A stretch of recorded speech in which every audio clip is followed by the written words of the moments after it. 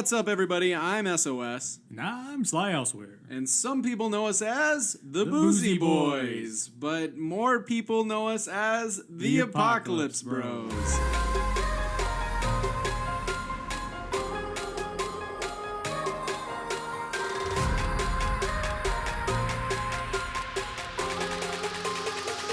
And we're back with another episode of the Apocalypse Bros. And we're, again, in case you didn't realize it or you didn't look at the title, we are in Season 2 of our show. Episode 35. It's minus the 5. Oh. But definitely 3. Oh, episode 3. Oh, okay. Minus the 5 divided by 10. That was a note card Anthony pushed across the table today. Oh. Anthony, quit giving us fake cards again. Fake news. That's right. That's right. Again, we're back. We have a very special episode today. I got an uncle named Barry. Do you? No. Oh. I have a Barry Bonds baseball card. Oh. Yeah. I think I might have a couple different ones. Yeah? Yeah. Like, did you get his first year player card? Or? I have no idea. I don't know enough about it. I do know how to look them up and see how much they're worth. And I also know that nobody wants it anyways, so it's pretty much worth 0. That's fair. Especially in the apocalypse. Before the apocalypse, nobody wanted them. In the apocalypse, you might as well just wipe with them, for goodness sakes. You could have, if you had special mint condition Barry Bonds cards. Yeah. Anyways, if you're out there investing in baseball cards, you shouldn't. There's your tip for today. Thanks for listening. This has been the Apocalypse Bros. Hey, good Or maybe you should and hit SOS up. Maybe. I'm not going to buy it from you. I'll sell it to you all you want. But exactly. I guess. Yeah, that's true. Got a great price for you. Yeah, that's right. Let's talk about headlines. So we've got a whole episode today that's going to be based around, as we mentioned before, booze, alcohol in the apocalypse. And so we're going to kick things off some alcohol-related headlines. What do you got for us, Sly? Headlines. I have got the headline of... Drumroll, please. Anthony, with your pause. I want you to mean it, Anthony. The Corona Infusion. Corona Infusion. Is that a new place that they've opened up where you get, fancy smoothies and stuff? No. Oh. That was berry infusion. Oh. Once again, the berries. Everything just crosses over to berries. Really.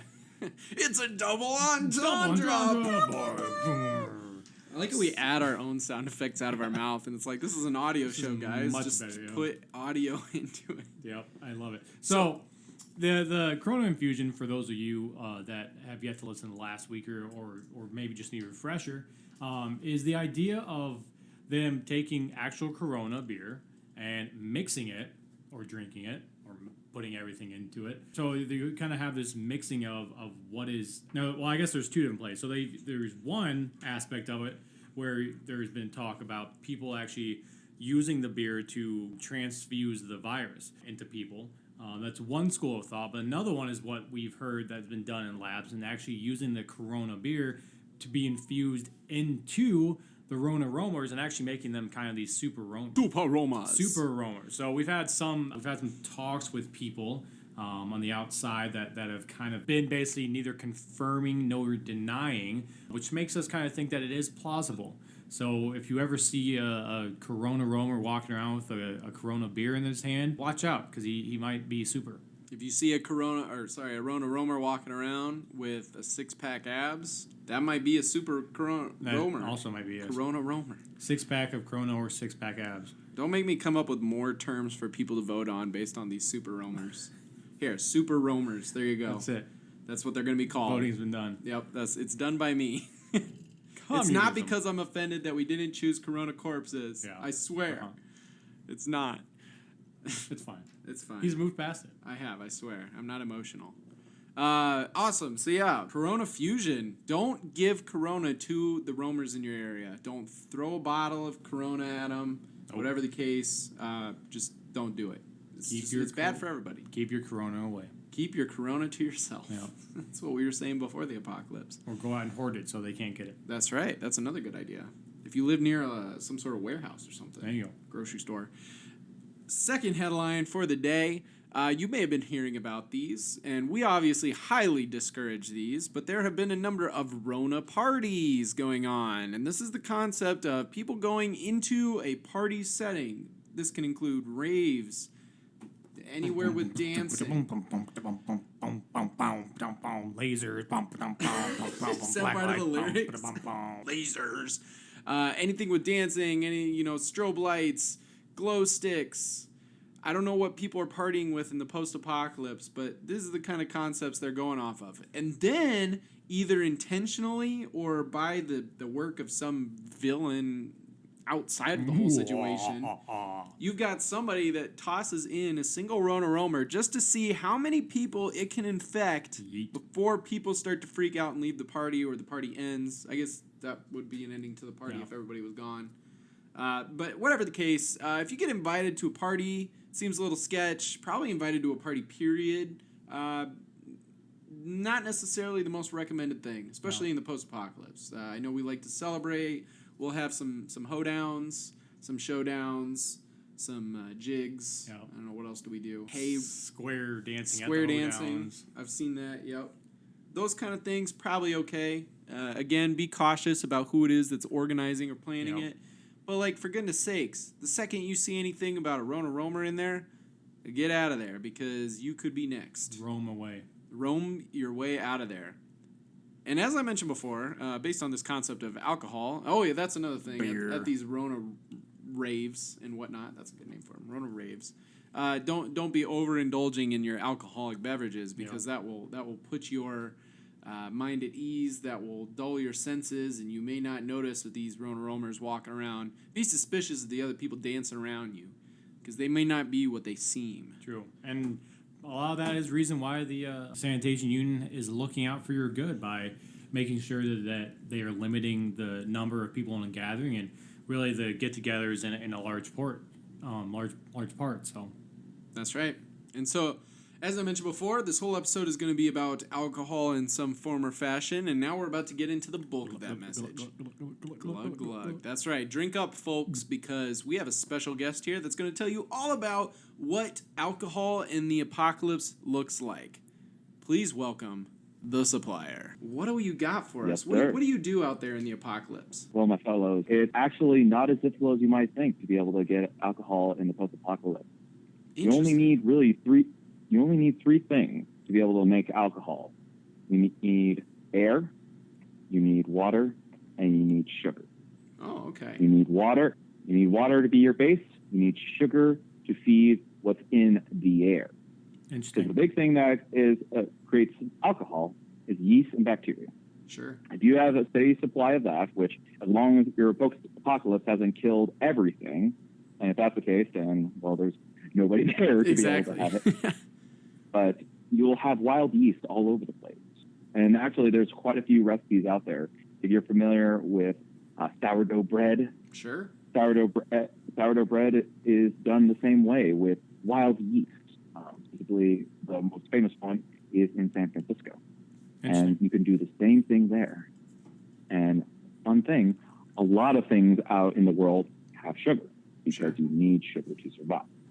That makes sense. So, if you can find yourself water, if you hopefully not too irradiated, and if you can find yourself some kind of sugar, or whether it be you going out into what's left of the fields and crops and being able to steal some corn out there or some kind of sugar cane, or if you're able to scrounge around in a rundown gas station and able to get some of those sugar packets, you'll be able to feed your yeast to be able to do that.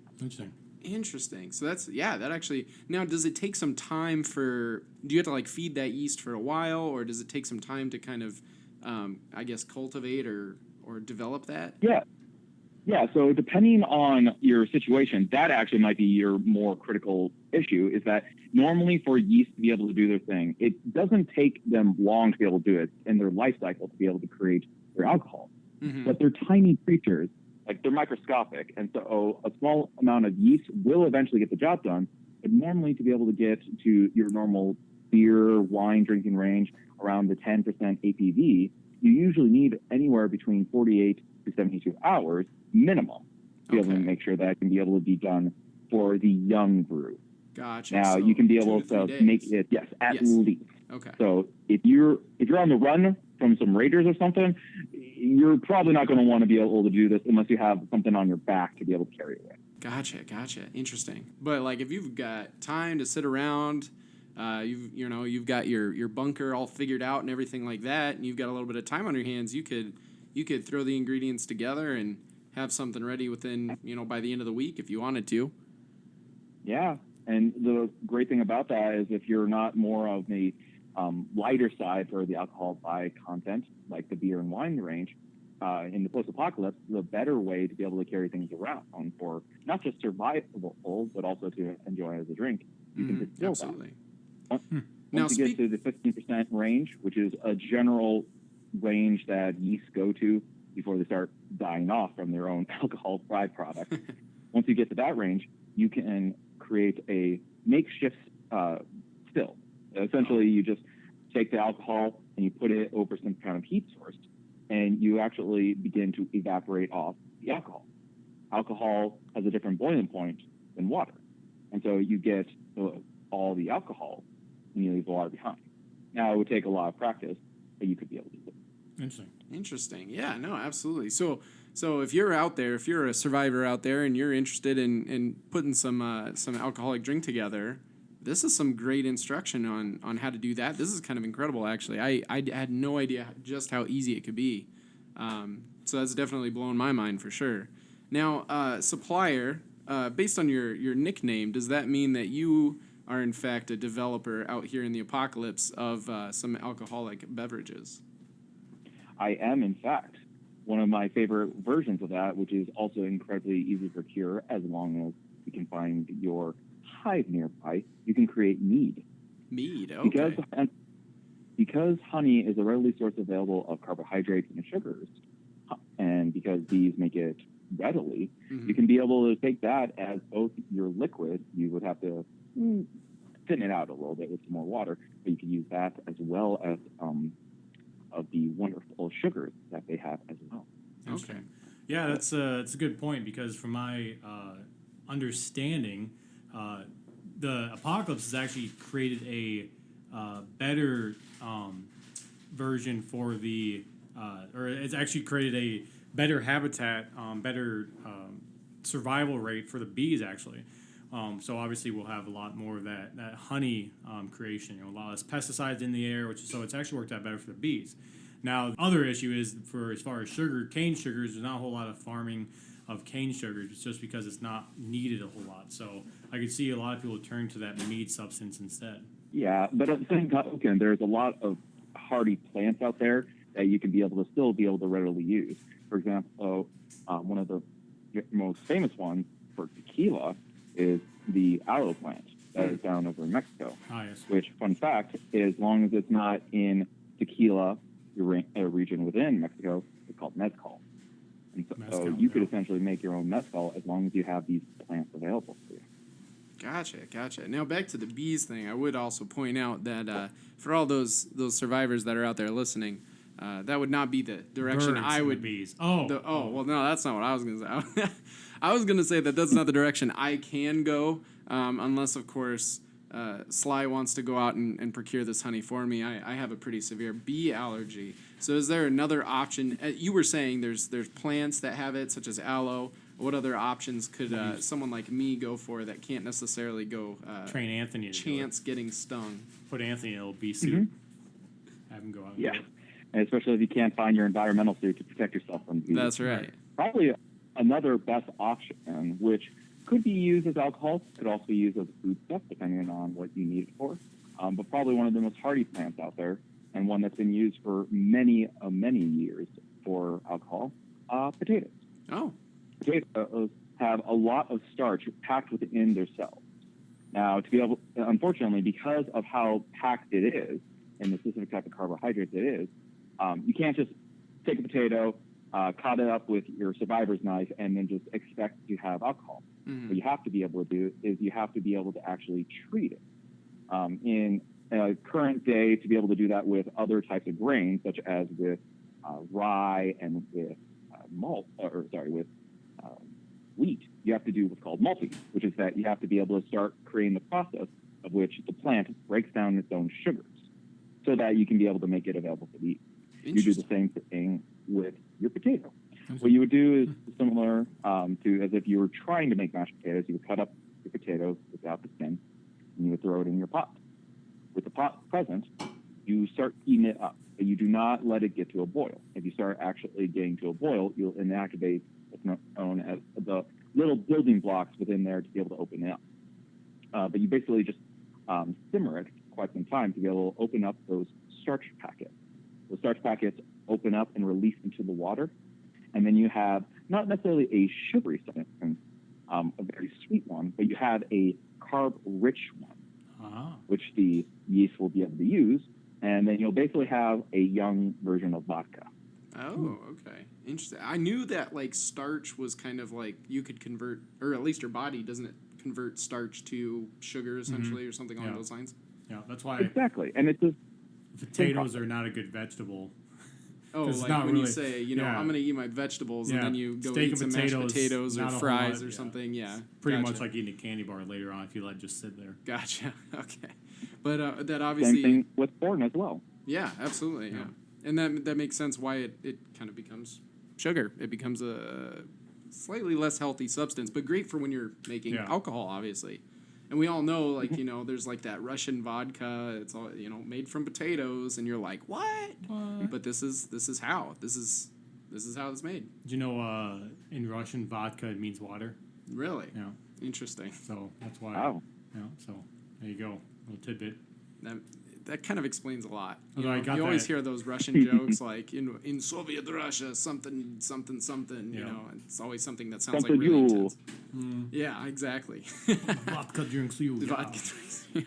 Exactly. Now, supplier, what would you now? Do you sell? I'm assuming based on the name supplier. Do you sell alcohol? Do you have kind of like your own shop? Do you do traveling? How do you run things? I procure it to be able to sell it right now, pre-apocalypse, to be able to make it so that can happen. There are some rules that have to be bent. But post-apocalypse, just going out there. The only difficulty is that with a lot of these supplies on hand, it makes it a little difficult to carry around. So I usually have to hold up in a bunker to be able to make it so that I can pass it off. Sure. It's very difficult to be able to take a lot of liquid around. As a supplier, I make sure that people get what they need, especially even though alcohol makes the brain a little fuzzy, it is a great source of calories. And especially right now when you need a lot of sustenance out in the wilderness. That makes a lot of sense, yeah. You got to keep up that caloric intake because you're outtaking a lot, trying to survive in the wilderness. And, your body is burning it, just living its life, producing, blood and oxygen, taking in oxygen and processing that. Just everything that your body's doing is taking in or burning calories, and you got to keep taking in calories to some extent. So that's a good point. Absolutely. What would you say is probably the best selling of the various alcohols that you procure? The best selling is definitely the mead. Sure. The mead with the high sugary substance, it's very good to be able to take around. It's very tasty. And it's very easy to be able to drink it all in one sip when you're being chased around by either the wilderness itself or bandits. Yep, that makes sense. You need to make a quick getaway for all that. It goes down smooth. What I tell them. Sure. No, that's awesome. What have you seen other people that have been really working on their own alcohol, or do you feel like, as far as your travels go, have you been pretty much the only supplier that people have seemed to be able to find? I tend to be the only supplier because most of the time people are always looking for the greener grass, which unfortunately there's not much around here. True that. And because I'm the supplier, I know where the supply lies. Sure. And that's a trade secret. So mum's the word. Oh, yeah. No, I can understand. Yeah, that makes sense. That was kind of my next question. Since the sanitation union highly puts out, which is why, pre-apocalypse, I used to enjoy the alcoholic drink here and there. But since now we are kind of working for the sanitation union, it's kind of been a no-no. One of their big thing is really trying to push against it. They haven't necessarily outlawed it, but they do try to prevent people from purchasing, selling, and partaking in certain means. So that was my next question about how you go about really letting your different customers know, what you have, where you're going to be to purchase it, because obviously, you're going to have to be pretty mobile in order to sell it across the wasteland. Oh, of course. So that's because as a supplier, I'm not necessarily always the distributor.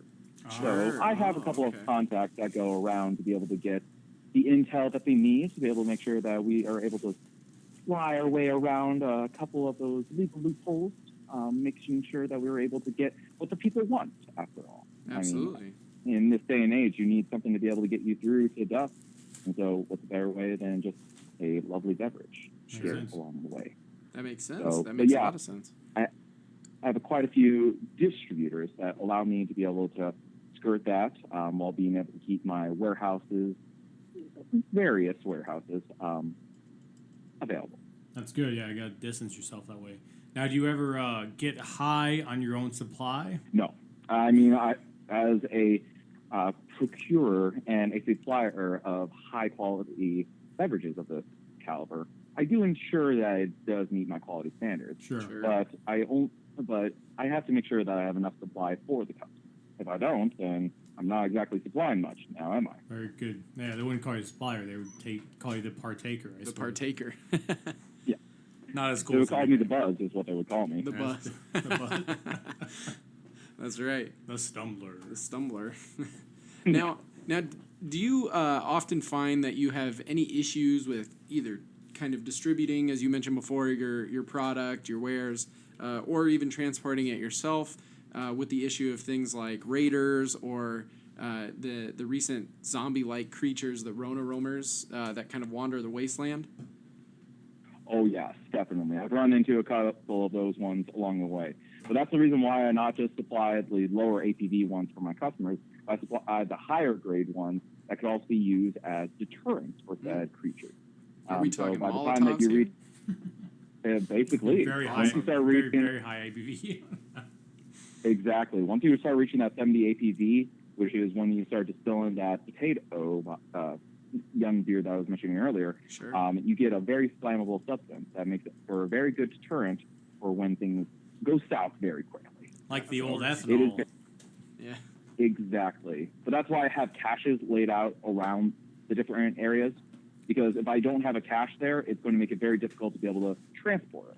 Like I mentioned before, it's a lot of liquid, and liquid gets heavy very quickly. Oh, absolutely. So I got to be able to have these caches around. So, well, again, some more trade secrets on where I keep them hidden. Of course. But because of those caches, I don't have to travel nearly as far, so that I can be able to give out my supply. And of course, while you're out, making sales elsewhere, those caches are aging, and I've been told that that's kind of a positive thing when it comes to alcohol. Yes, it is, but I'm very wary about leaving my caches alone for too long, because I have some good folk that I know, Sure. but I don't have a lot of folk that I know. Sure. And so I can't always ensure that all my caches are taken care of. So Sure, absolutely. Do you probably? I'm assuming to some extent, and maybe this goes into who you are distributing to. But do you have a number of people that you use as protection, bodyguards? I don't know, whatever their terms, mercenaries, even. Yeah, but I tend to use those ones more for my own. Sure. Versus the local caches. The local caches, I tend to keep more on the secretive side, just because if I start letting all the mercenaries know what's going on, they might be able to, come around the back. Until I know what one is about, I usually don't show them where the supply lies. Sure. Otherwise, I may not have a supply for too long. I was gonna say you can never fully trust anybody, especially in the apocalypse. Oh yeah, but thankfully, if they get high on my own supply while we are enjoying each other's company, they usually have loose lips, and I can find out very quickly. Hey, that's a good whether or point. not they are intending to double cross. You have the magic truth serum by your side. Ah, yes. Uh-huh. There's no such The thing as a truth multifaceted serum. one. I know. Alcohol's like the closest thing. That's true. So, do you travel with any companions outside of, like you said, you do have bodyguards? Do you have any other companions that you like to travel with while you're distributing these beverages throughout the wasteland? I have my good girl, my dog. She is absolutely the best source of entertainment, companionship, and also as being able to be the best helper in all this. Because of how young and spry she is, she's able to take a couple barrels on her back. Small barrels, of course. I don't want to give her any back problems. Sure. But she's able to keep the raiders at bay. She's able to keep me company throughout the night. And they usually don't drink alcohol, so I don't have to usually worry about somebody sniffing around too much on it. It's an absolute win. Yeah, exactly. But unfortunately, just with the wastelands being as big as they are, it's hard to be able to find good help going in the same direction as I am. So not too many human compatriots at this time. Well, hey, that's no problem. The dog is the most loyal companion that you can find. Very so true. That's awesome. That's honestly kind of beautiful. Honestly, wandering the wasteland with your dog, selling alcohol. Mm-hmm. Yep. Awesome. She's a good girl, that one. That's awesome. Actually, one last question that I just thought of, and then Sly's actually going to let you know what we're going to be sending your way, or at least we'll set it aside for the next time that you travel through town, because I know we've run into you before. Out of curiosity, what about flavoring your alcohol? Because I know you can add kind of, a lot of people like fruity flavors or whatever the case. Mm-hmm. What are some options for that? So your main source of your flavoring is going to actually be coming from your yeast. And that's why every batch is going to be tasting different, at least at this time.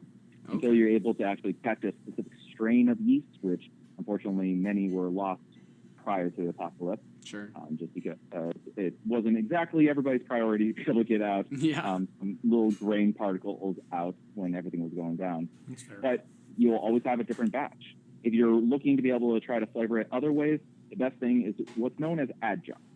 Adjuncts in a typical brewing scheme is what you use right when you try to clarify or allow for your brew to be able to age out. Not necessarily your years and years and years, but what's known as conditioning. And for that one, that's after your 48 hours to 72. If you're able to, you can be able to stick in whatever flavoring you want. If you're able to find something that's clean and pure, you can toss it in there and it will be able to flavor it. Essentially, it's just taking whatever essence that you stick in there and it'll flavor that liquid. Interesting. Okay. Very cool. So not too hard on that end either. This is kind of blowing my mind how simple. Like you think it seems like such a, I mean, and it can be depending on what you're making, but it can be such a simple process to make different alcoholic beverages, which is just incredible in my mind. You used to be able to buy like homebrew kits starting like at $20 back in the day. Sure. Now obviously they're hard to find because everyone gobbled them up and has pretty much probably improperly used them. That's probably true. But and stored it improperly, so it's hard to find. So everything is pretty much going to have to be your mason jars and your barrels that you find along the way. But yeah, awesome. And that's why we have these wonderful guests on that are experts in these topics and can give us kind of rundowns on how to properly be using make the best items. use of what you have. Absolutely, because as we've said, some of the stuff isn't just readily available. So if you find it, you better hold on and make sure you got the information before you just go throwing potatoes into a jar and expecting something to happen. Yep. Well, hey, we really appreciate you being on our show and giving us the rundown on alcohol in the apocalypse and how people can make it, how it works, the science behind it, which is absolutely mind-blowing in my opinion. So we just really appreciate having you on and being able to learn from your wisdom here. Of course.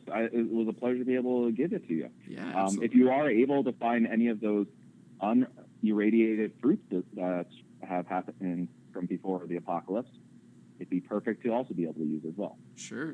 Awesome. Well, Sly, tell us a little bit about what we're going to be sending to the supplier. Well, SOS, what we're sending to the supplier is a couple of these beer koozies that Anthony found. Oh, awesome. So he actually, for those of you that have listened, you know that Anthony has been practicing his sewing, and he's actually gotten pretty good. So the Apocalypse Bro logo with the A and the P is actually almost readable this time. So he's stitched one of those in there, and the other one is starts with the B, it looks like, ends with an Iser. I'm not sure what that one is, but we'll send it out to you, and you can have it for your use it for your everyday drinking or store it in your collection. So that's what we got for you. Fantastic. I look forward to it. Definitely need something to be able to keep everything nice and cool. Unfortunately, in these trying times, refrigeration doesn't seem to be the easiest to procure it is tough until the winter months come. So it will be good to be able to try to keep my beverage nice and refreshing as long as possible. Yeah, exactly. Absolutely. There you go. Absolutely. Hold all that in. Awesome. Well, again, thank you so much. Give your dog a pet for us, and we'll see you around within the wasteland sometime. I'll make sure that I bring a couple barrels your way. Awesome. Fantastic. Sounds good. Thank you so much, supplier. It's my pleasure, gentlemen. Have a good one. We'll see you. You know, SOS, that actually reminds me of a tip I was thinking of for Sure. the episode. One of the best ways to keep beverages and or other items cool is if you are living near a stream or build a bunker near a stream area, you can actually bury it down in one of the sandbanks of the stream, and that'll actually keep it cool with the running water. Oh, okay. Because that if you makes think of water, water at even a 76 degrees is pretty cool. So Sure. that's going to keep it a lot cooler than even just sitting out in hot weather. So And of course, if you keep it in things like glass or some metals, Definitely. like tin, is Yeah. I think it kind of helps to maintain Exactly, yeah. that coolness. can actually create colder on the inside than what it does on the outside with Exactly. tin. So Exactly. Another tip based off that, another way that you can cool it, if by any chance you manage to come across a fire extinguisher, most people use them as weapons. Yes. They are heavy, they're sturdy. Dong. Otherwise, people just kind of tend to throw them out. If there is still extinguish inside of the fire extinguisher, That is a technical term. that's right. You can actually spray the bottles or cans or whatever the case and cool them that way because the substance inside creates kind of a cooling effect. very I true. remember seeing that on a show pre-apocalypse. Wow. Yes, so it's one of the best ways that you can cool things quickly, no less. Usually takes like, a couple minutes. You spray it for a little bit and you're good to go. So I like it. absolutely. Or maybe if you find one of those, like, what are those rags called where you like get it a little bit damp, then you snap it. Oh yeah, like the cooling rays, whatever. Yeah. And then you just like wrap your can Yeah. into it, and maybe you've got something there. But that's only if you can find one of those. Yeah. If you find like an abandoned sports shop, you might find something like that. Who knows? heat So, transference. That's right. That's right. That's a you just term. got to transfer the heat out of there, and then get the cool in there, Yeah. and then drink it. Yes. That's right. What about you, Sly? What's your favorite post-apocalyptic drink? There's this moonshine. I know Ooh. it might seem pretty cliche, moonshine, but there's this moonshine made down just outside of town. Anthony actually brought me to it one time at a bonfire night a Really? few weeks back. Yeah, they make this pretty good moonshine, apple flavored. Oh, that actually. So, Oh, geez. pretty Thanks good. for inviting me. I never heard about well, this. it was a last minute thing. You were busy Sure. with your things that you're busy with. My other things, my other sitting around the bunker doing nothing things. You were playing a game of solitaire you had going on. Yeah. It looked like you were really into it. Didn't want to bother you, so we just snuck out and. It's less that I was really into it, and more the fact that it's a lot harder to play solitaire when you have physical cards when you're so used to doing it on the computer. That's true. Pre-apocalypse, You actually it's have just to a lot move more it. confusing, Try to click it and it doesn't. you're move. like, what's Go going on? to the on the ace, Yeah. but It's very nothing. tough. Yeah. Well, anyways, apple moonshine, I would be intrigued. Alcohol isn't so much my thing. It's not something I usually go for, but apple flavored. Yeah. That sounds really interesting. Fruity stuff's pretty good. Yeah, I do tend to gravitate towards the fruity stuff. Fruit. Pretty much solely. That's okay. We accept you. Well, I appreciate that. Awesome. Well, hey, hopefully those tips, I mean, goodness, the whole episode was pretty much a tip at this point. really was. Everything that our fantastic guest gave us today, hopefully you can use that in your own life, out there in the wasteland, developing your own alcohol, whatever the case. Great episode, not to brag or anything, but again, got to hand it to the guest this time. That was some incredible information. I loved it. Absolutely. Make sure to check us out on all podcast platforms. That includes Spotify, iTunes, iHeartRadio, Google Podcasts, pretty much anywhere you can find podcasts. You should be able to find us. If not, let us know because we will find a way to add it to that channel. Also, don't forget to like, comment, and subscribe. Whether you're on the YouTube channel or you're following the Facebook page, make sure to like those posts. If you want to follow the Facebook page, it's pretty simple to find. It's facebook.com/apocalypsebros. If you're an iTunes user, hit us with one of those reviews. We always love to see feedback from our audience out there in the wasteland. And otherwise, this has been another episode of The Apocalypse Bros.